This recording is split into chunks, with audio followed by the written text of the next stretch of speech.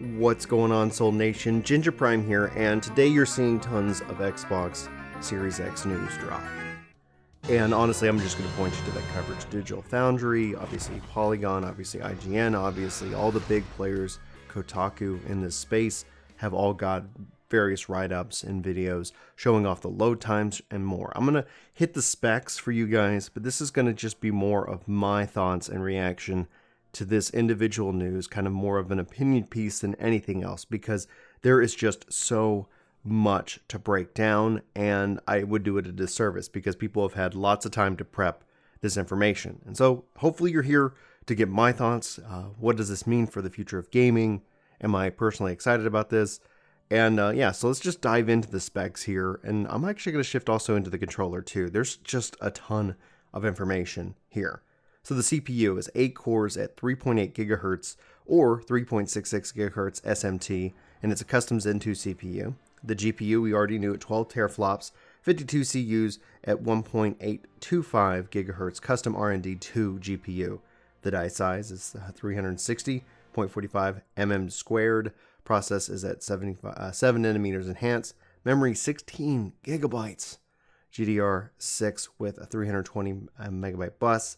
The memory bandwidth 10 gigabytes at 560 gigabytes a second, 6 gigabytes at 336 gigabytes a second. The internal storage is 1 terabyte custom NVMe SSD. The I/O throughput 2.4 gigabytes raw, 4.8 gigabytes a second compressed with custom hardware decompression block. The expandable storage 1 terabyte expansion card slot matches internal storage exactly. The external storage is a USB 3.2 external HHD. My dyslexia gets the best of me sometimes.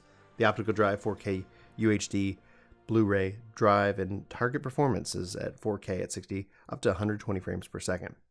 So those are the specs, right? What does that mean? Like, specs are specs. I think still at the end of the day it's going to be about games, but holy mother of pearls, this is a beast of a machine. I think the thing that stood out to me the most was the 3.8 gigahertz processing. I didn't think they were going to get as close to 4.0 gigahertz. That's what you see in some very high-end machines. That's what we're seeing on the highest end of PC processing. And obviously that's going to bring a lot of heat. What really is fascinating about all of this today, all of this, is just the pure technology and the API that they're working with in here. Like when we're looking at some of these screenshots that you can see on the screen right now, ray tracing hardware accelerated. You can see here just in Minecraft how that has an impact on the overall game and its lighting and more. Then you go into just like showing off Xbox One X and then Xbox Series X. This image itself isn't really doing much for me. It's like, okay, I could see some changes, but I'm not necessarily like, oh my God, there. What really got me is the loading speeds and the quick resume.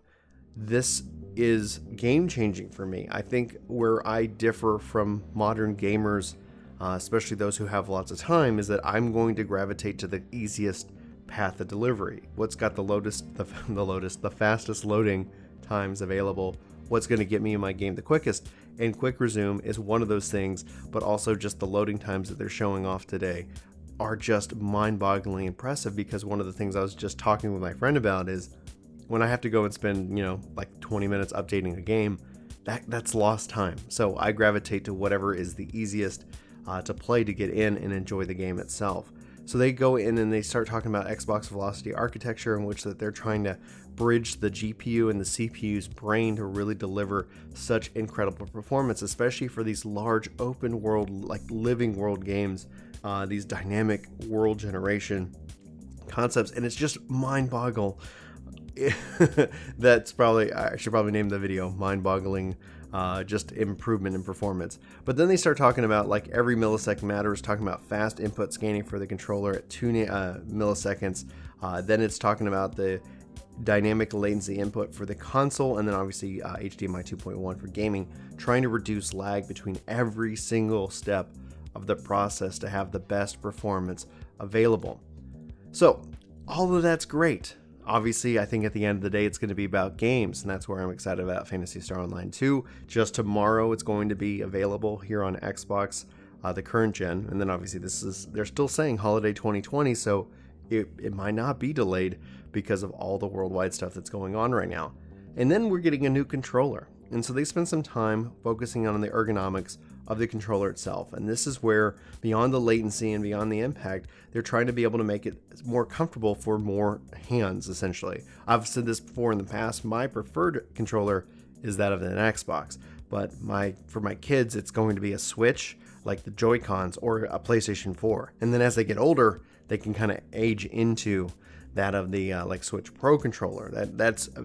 It depends on their age, right? So that's just how kids continue to grow with it all. And so there's just this wide range of things. So they talk about just more ergonomics, trying to make this more comfortable to hold, etc. But they really want to focus in on, especially with the upcoming xCloud and how that's going to be a huge impact. Here it is just about where you can switch between like where you're playing. Are you on your phone? Are you on your Xbox? Are you on whatever device? And they're talking about having that be an impact, not just with Blu-ray, but not just with Bluetooth, but also with obviously their unique communication method with the wireless protocol. I have no idea why I'm tripping up on that. They've added a share button. I think that just kind of makes sense overall. They've redesigned the D-pad for the controller itself, but it's really about being able to connect to multiple places. If you guys aren't aware, like we play Stadia, here, and I actually really enjoy it. I know every time I talk about clouds, I know Stadia's a meme, but it works for me. Like no latency. If anybody's telling you that, cloud games they have latency, they haven't played in the cloud or they have bad internet. And that is where it is. But xCloud itself, as a complement to the Xbox itself, is probably going to be the best and most competitive way forward. And I'm really excited. And hopefully we'll be seeing more information about xCloud tomorrow itself. I think I'm going to team up with Boom for the Xbox Factor podcast.